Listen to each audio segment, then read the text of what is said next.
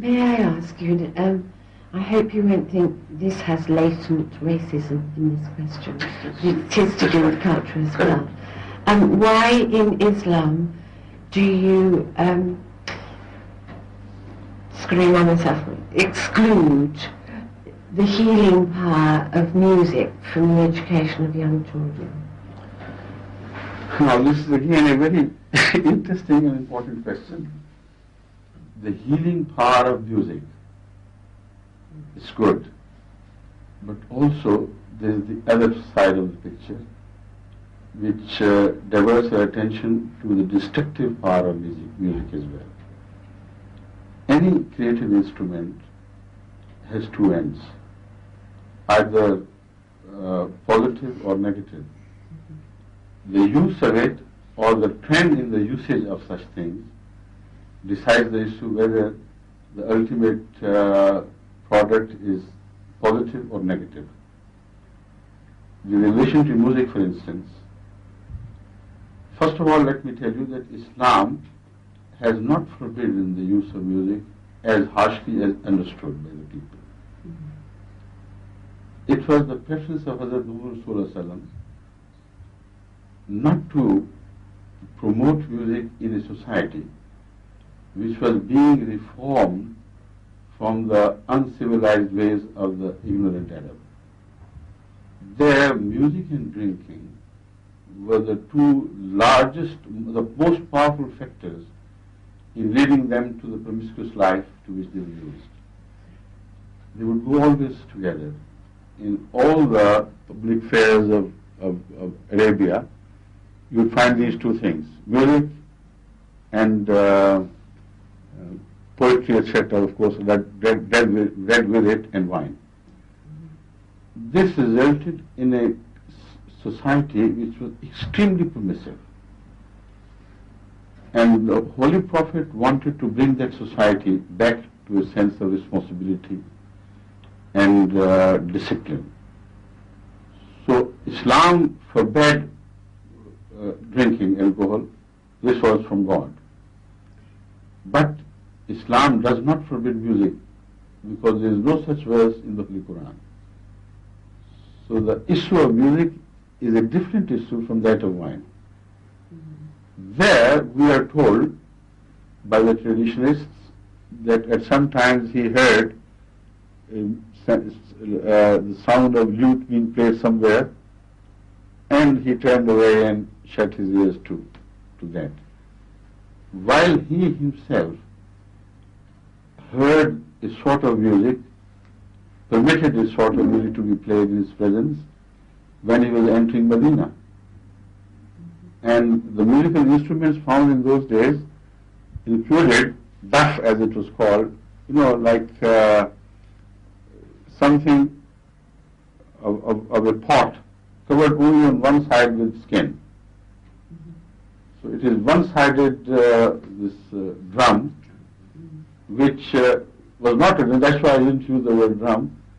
The drum has both sides covered with skin, but this is only like earthenware for keeping water. You bind it tightly with a tightly stretched skin and play your fingers at it, and this produces that sort of music. As he was entering Medina, that music was being played, and girls were singing the songs of welcome to him, that, oh, the holy reformer, the divine reformer, you have come, you have dawned, you have risen like a moon from the horizon, and so on and so forth. And he didn't take exception to that. Similarly, later on, gradually in the history of Islam, music was in fact encouraged and used for creating some noble sentiments relating to religion and God, and it helped the expression of love to God and the godly people. And that is why the qawwali you sometimes hear on television is always played with music. So in Indian culture it developed differently, with music playing a greater role. In some other cultures this was depressed, and the same injunction, shall we call, or a suggestion, a strong suggestion by the Holy Prophet. It is not an injunction in the sense that if you play music or listen to music, there is no punishment mentioned in the Quran or Hadith for that anywhere. So technically speaking, this can't be called injunction. So that is why I hesitated a little bit in choosing my words and came to a strong suggestion. So the role of music in Islam lies in the area of that strong suggestion, which should be respected if you love the Holy Prophet, and should be respected because he must have done it for your own sake. That is the philosophy behind it. But it is not altogether forbidden. And the forms, some forms of music were permitted even then, as I have just told you. So different countries showed their behavior, musical, in relation to music, differently, while they were all Muslims. In India, the Indian culture played its role because their music and religion went hand in hand. They were inseparable. So that is also a demonstration of how culture should be treated. It should be given a freer hand. So here too, all Ahmadi boys and girls I know, they are fond of music, they listen to music, and no punitive measures are ever taken against them. But we also give them strong advice occasionally of not losing themselves to the latest trends in music, because they are becoming less ennobling and more exciting. That is another part which we must bring into the focus of our attention before deciding. You see, there was a time in European history where music played almost entirely an ennobling role. What is music? Music is an attempt to provide the rhythm existing within you from the outside, so that whatever lies within you of the rhythmic things created by God, they find a counterpart in the outside. And the best musician is that which brings forth a music which perfectly tallies with the music within. When this is achieved, a masterpiece is created. And it was that which was always kept in the focus of attention in the development of music in Europe. All the great masterpieces are those when you listen to them, and I have listened to that myself once in the great Royal Albert Music Hall when I was a student here, just to find out what music was. And as I said, in those days music had less negative influences than it is today. It has today. I felt sometimes being transported into an ecstatic world. I didn't understand a word of music, but something within me was brought forth, and I felt in harmony with the things outside. And that is exactly the natural search of all human beings. And that is where the true pleasure lies in.